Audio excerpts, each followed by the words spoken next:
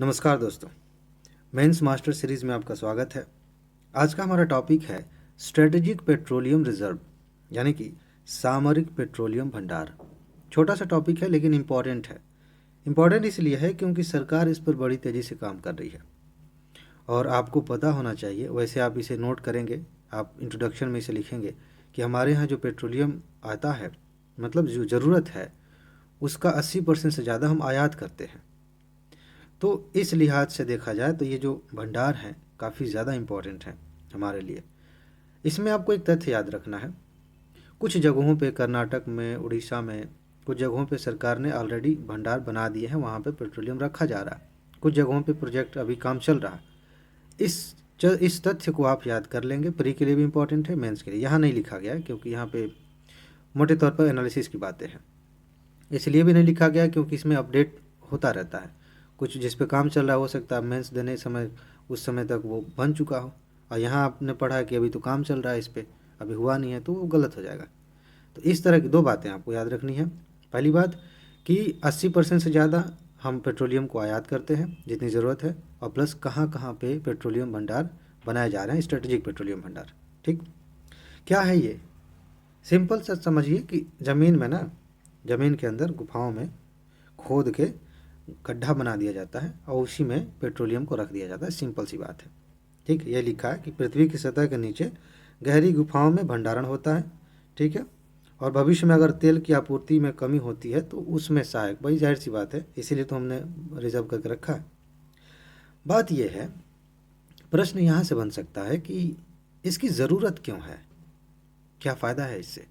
Simple, इस पर प्रश्न बना तो सिंपल ही बनेगा कि इसकी क्या ज़रूरत है, इसमें क्या चुनौतियाँ हैं और फिर आगे क्या किया जाना चाहिए। ठीक है, देख लेते हैं। ज़्यादा बड़ा टॉपिक नहीं है लेकिन समझने लायक है, प्री के लिहाज से भी इम्पोर्टेंट है। देखिए, अगर हम इस तरह के रिजर्व के लाभ की बात करें तो सबसे बड़ा लाभ ये है, बार बार ये चीज़ हम ध्यान में रखेंगे कि हमारे पास पेट्रोलियम ज़्यादा है नहीं, हमें मंगाना पड़ता है। और ऐसी स्थिति में अगर युद्ध हो जाए किसी देश के साथ और हमें बहुत ज़्यादा इसकी ज़रूरत, क्योंकि देखिए युद्ध के समय ट्रांसपोर्ट गतिविधियां बढ़ेंगी, सामान ले जाना लाना, और भी बहुत सारी जगहों पे पेट्रोलियम का इस्तेमाल होता है। तो उस समय आयात अगर बाधित हो गया तो क्या करेंगे हम? दिक्कत हो जाएगी ना। या फिर आपदा आ गई, मान लेते हैं कि बहुत भयानक आपदा आ गई, भूकंप, सुनामी, कुछ भी। उस समय हमारी जो ऊर्जा की ज़रूरत है वो कैसे पूरी होगी? हमारे पास अगर रिज़र्व है तो हम वहाँ से पूरा कर लेंगे। एक पहली बात यह। दूसरी बात यह है कि क्या है, अंतर्राष्ट्रीय स्तर पर कीमतों की वृद्धि बढ़ती रहती है, घटती रहती है।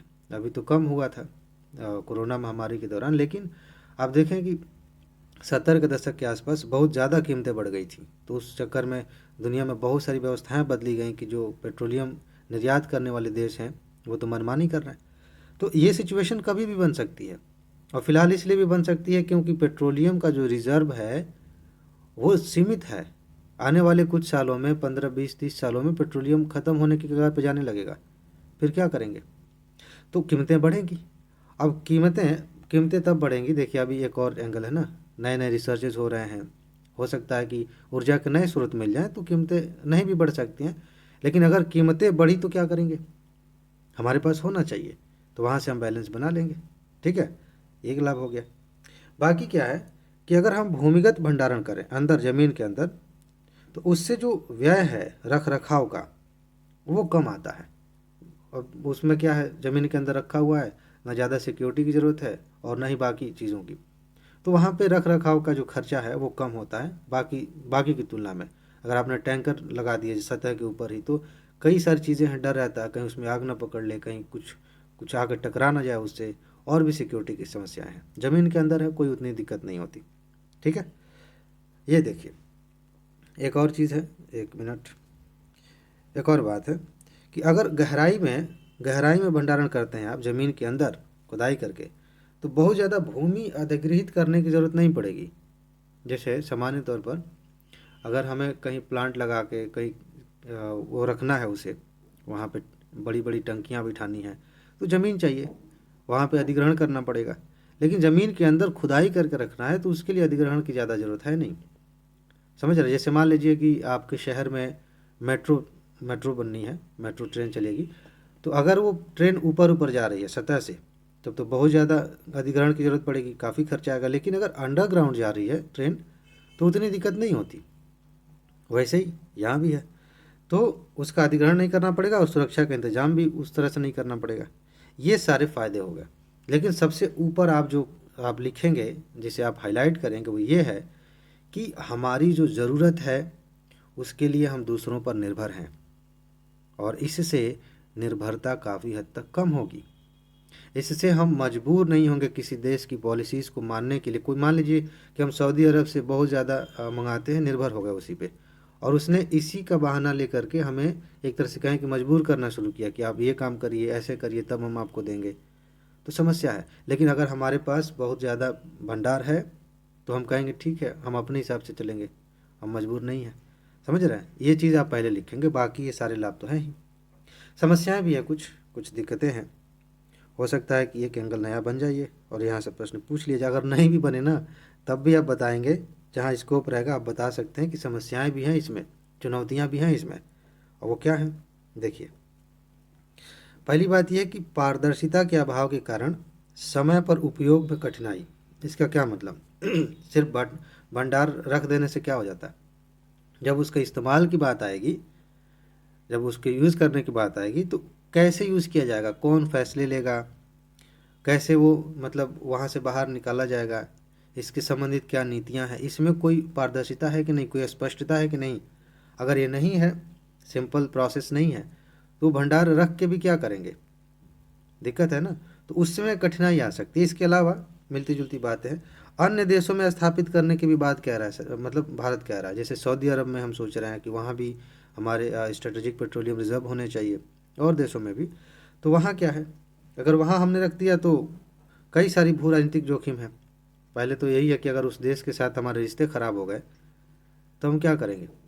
और अभी कुछ महीने हुए, साल भर हो गए, वैसे साल से ज़्यादा ही हो गया। तो सऊदी अरब के कई जो प्लांट हैं पेट्रोलियम के, वहाँ पे आक्रमण कर दिया था ड्रोन से, जो वहाँ पे विद्रोह चल रहा है, यमन के विद्रोहियों ने कर दिया था। वैसे हमारे रिजर्व पे अगर किसी ने कुछ कर दिया, नुकसान कर दिया, तो ये सारी चीज़ें अगर दूसरे देश में स्थापित करेंगे तो वहाँ पे राजनीतिक और कई तरह की समस्याएं हो सकती हैं। तो ये भी एक समस्या है। बाकी क्या है कि अभी मोटे तौर पर इस तरह के निर्णय पर सरकार का नियंत्रण है। अब सरकार जब अब अपने नियंत्रण में रखेगी इसको, तो कई सारी दिक्कतें हो सकती हैं। जैसे अगर निजी क्षेत्र में है तो अपने हिसाब से कंपनियां फैसला लेंगी, लेकिन सरकार के नियंत्रण में है तो सरकार अपने तरीके से चुनावी लाभ को देख करके भी फैसले ले सकती है कि जब चुनाव आए तो हम पेट्रोलियम का दाम जो है कम कर दें, पेट्रोल डीजल सस्ते बिकने लगें, और भी इसके उत्पाद होते हैं, और फिर उसके बाद से हम वोट पाने के लिए चीज़ें करें, बाकी साल भर लोग ऐसे त्रस्त होते रहें। और भी कई काम होते हैं, जैसे कि सरकार से ना पेट्रोलियम कुछ प्राइवेट कंपनियां लेती हैं, परचेज करती हैं, और फिर वो मार्केट में, बाज़ार में बेचती हैं। वहाँ भी दिक्कतें हो सकती हैं। तो सरकार के नियंत्रण में है तो इससे भी कई कठिनाइयाँ हो सकती हैं। ये भी आप लिख सकते हैं। तो क्या किया जाए, समाधान देख लेते हैं। देखो, समाधान सिंपल है।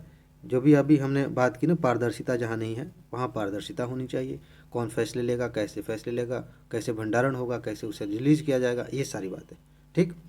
और जो सामरिक पेट्रोलियम भंडार है उसकी धारिता में विविधता होनी चाहिए। कई तरह की बातें भारत में भी हो, बाकी जगहों पे भी हो, उसके जितने अलग अलग प्रकार होते हैं वो उन सब पे हमें ध्यान देना चाहिए। डाइवर्सिटी होनी चाहिए, समझ रहे हैं।